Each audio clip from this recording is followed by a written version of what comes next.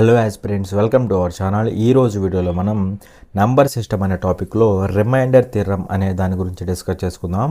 So without further delay let's get in to the video. So ఇక్కడ reminder theorem అనమాట, ఓకేనా. So ఇప్పుడు దీని గురించి డీటెయిల్డ్గా డిస్కస్ చేసుకుందాం. సో ఇప్పుడు నేను చిన్న నెంబర్ ఒకటి తీసుకుంటున్నా. ఏంటి ఆ నెంబర్ అంటే లెటస్ నేను 42 తీసుకుంటున్నాను, ఓకేనా. ఇక్కడ తీసుకుందాం, ఆగండి ఒక నిమిషం. 42 అనమాట, ఓకేనా. సో ఈ 42ని నేను ఇప్పుడు 5తో డివైడ్ చేస్తా. 42ని 5తో డివైడ్ చేస్తా. సో ఇక్కడ 42లో 5 అనేది ఎన్ని టైమ్స్ పోతుంది? అప్రాక్సిమేట్గా 8 టైమ్స్ పోతుంది. 5 8 ఎంత? 40 కదా. సో 40, ఈ 40 తీసేస్తే మనకి ఎంత మిగులుతుంది? 40 తీసేస్తే 42లోంచి 2 మిగులుతుంది కదా, 2 మిగులుతుంది. 2లో 5 పోయిద్దా? పోదు. కాబట్టి ఇది మిగిలిపోతుంది అనమాట, ఇది మిగిలిపోతుంది. అయితే ఇక్కడ ఈ 42ని 5ని 8ని ఇక్కడున్న ఈ 2ని ఏమంటారంటే, జాగ్రత్తగా అబ్జర్వ్ చేయండి, వీటిని ఏమంటారంటే ఇక్కడ ఈ 42ని ఏమంటారంటే డివిడెండ్ అంటాం. ఏమంటాం? 42ని ఏమంటాం అంటే డివిడెండ్ అంటాం. ఏమంటాం? డివిడెండ్ అంటాం. అదేవిధంగా ఈ 5ని మనం ఏమంటామంటే డివైజర్ అంటాం. ఈ 5ని మనం ఏమంటామంటే లెఫ్ట్ బ్రాకెట్లో ఉన్నదాన్ని డివైజర్ అంటాం. డివైజర్ అంటాం. అదేవిధంగా రైట్ బ్రాకెట్లో ఉన్న ఈ 8ని మనం ఏమంటామంటే కోషంట్ అంటాం. 8ని మనం ఏమంటాం? కోషంట్ అంటాం. అవునా కదా, కోషంట్ అంటాం. అదేవిధంగా ఇక్కడ లాస్ట్లో మిగిలిపోయిన ఈ 2ని మనం ఏమంటామంటే రిమైండర్ అంటాం. ఏమంటాం? దీన్ని వచ్చేసరికి రిమైండర్ అంటాం అనమాట. దీన్ని ఏమంటాం? రిమైండర్ అంటాం. ఓకేనా, అర్థమైంది కదా. సో ఇప్పుడు మీరు క్లియర్గా అబ్జర్వ్ చేస్తే, మీరు కనుక క్లియర్గా అబ్జర్వ్ చేస్తే ఈ 42 ఎలా వస్తుందంటే, ఈ రెండు బ్రాకెట్స్లో ఉన్న 5 8, ఈ 5 8ని మల్టిప్లై చేసి ఆ వచ్చిన దానికి కింద ఉన్న 2ని యాడ్ చేస్తే ఈ మిడిల్లో ఉన్న 42 వస్తుంది.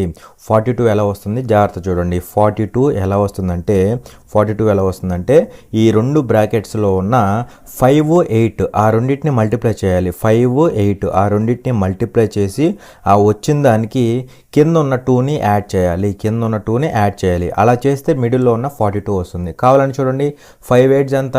40. ఇది వచ్చింది. దీనికి ఏం యాడ్ చేయాలి? 2 యాడ్ చేయాలి. 40 + 2 అంటే 42. సరిపోయిందా?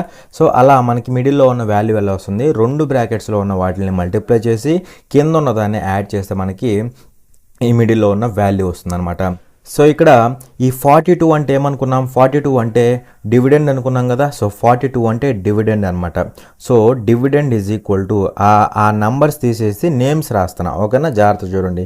డివిడెండ్ ఈజ్ ఈక్వల్ టు ఏముంది మనకి? 5 × 8 కదా. 5 అంటే ఏమనుకున్నాం?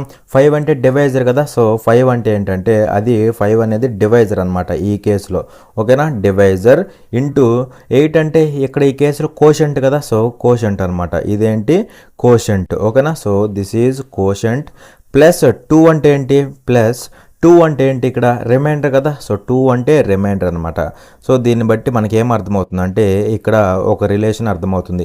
ఏంటి ఆ రిలేషన్ అంటే dividend is equal to divisor into quotient plus remainder అంటే ఫస్ట్ ఈ రెండింటిని మల్టిప్లై చేయాలి. డివైజర్ కోషంట్ అంటే సింపుల్గా ఈ రెండు బ్రాకెట్స్లోని ఉన్న వాల్యూస్ని మల్టిప్లై చేయాలి. మల్టిప్లై చేయగా వచ్చిన దానికి ఏం యాడ్ చేయాలి?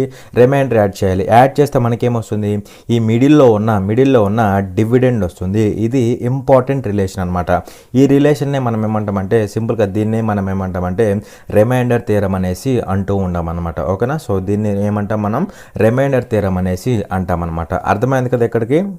సో ఇక్కడ చూడండి, ఇక్కడ మిడిల్లో ఉండేది ఏమవుతుంది? డివిడెండ్ అవుతుంది. అలాగే ఏదైతే డివైడ్ చేసిద్దో అదేమవుతుంది మనకి? ఇక్కడ డివైజర్ అవుతుంది. అదేవిధంగా రైట్ సైడ్ బ్రాకెట్లో ఇదేమవుతుంది? ఇది కోషంట్ అవుతుంది. అదేవిధంగా లాస్ట్కి మిగిలేది ఏమవుతుంది? రిమైండర్ అవుతుంది. అవునా కదా. అయితే ఇక్కడ ఒక ఇంపార్టెంట్ కండిషన్ ఉంది. ఏంటి ఆ కండిషన్ అంటే ఇక్కడున్న ఈ రిమైండర్ అనేది ఎలా ఉండాలంటే డివైజర్ కంటే తక్కువ ఉండాలన్నమాట. సపోజ్ ఇక్కడ నేను రిమైండర్ని ఆర్ అనుకుంటున్నా, డివైజర్ని డి అనుకుంటున్నా, రిమైండర్ని ఆర్ అనుకుంటున్నా, డివైజర్ని డి అనుకుంటున్నా.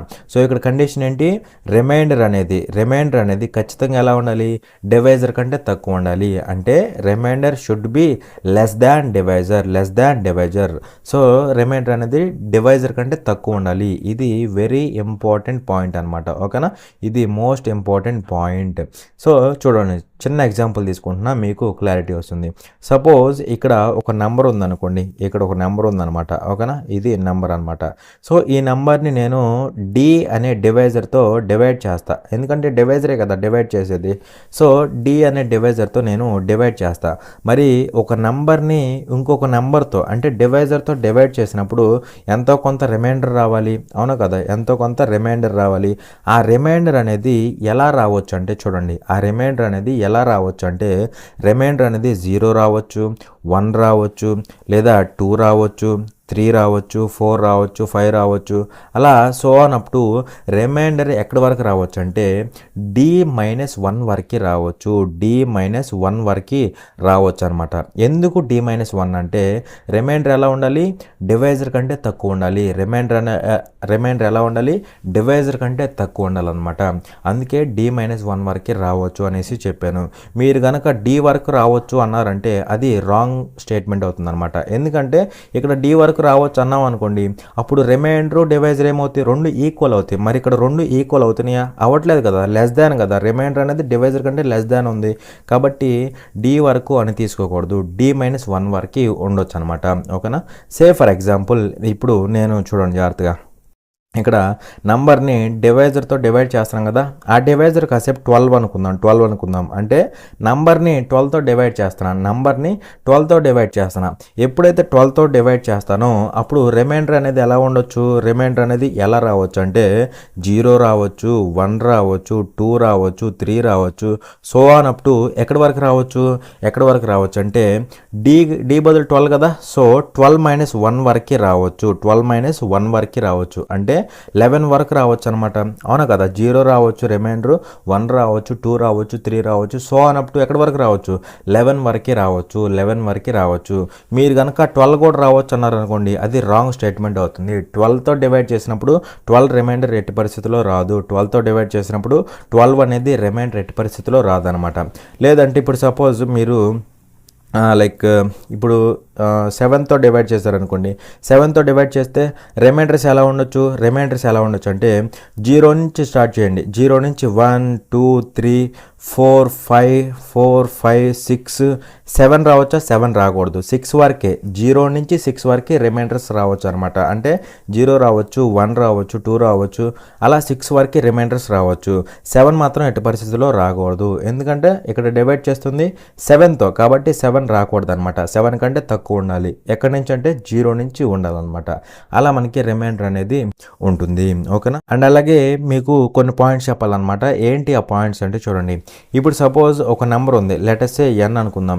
ఈ నెంబర్ని నేను డి అనే వేరే నెంబర్తో డివైడ్ చేసినప్పుడు ఖచ్చితంగా నాకు ఎంతో కొంత రిమైండర్ వచ్చింది కదా, నాకు ఎంతో కొంత రిమైండర్ వచ్చింది.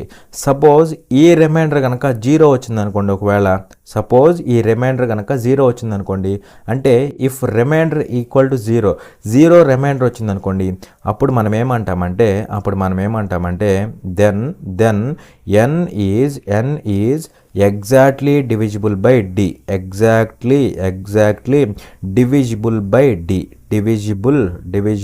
by d అన్నమాట. ఓకేనా, అంటే n అనేది d చేత ఎగ్జాక్ట్గా డివిజిబుల్ అవుతుంది, n అనేది d చేత ఎగ్జాక్ట్గా డివిజిబుల్ అవుతుంది అని మీనింగ్ అనమాట. ఓకేనా, అంటే n అనేది d చేత కంప్లీట్గా లేదా ఎగ్జాక్ట్గా భాగించబడుతుంది అనేసి మీనింగ్ అనమాట.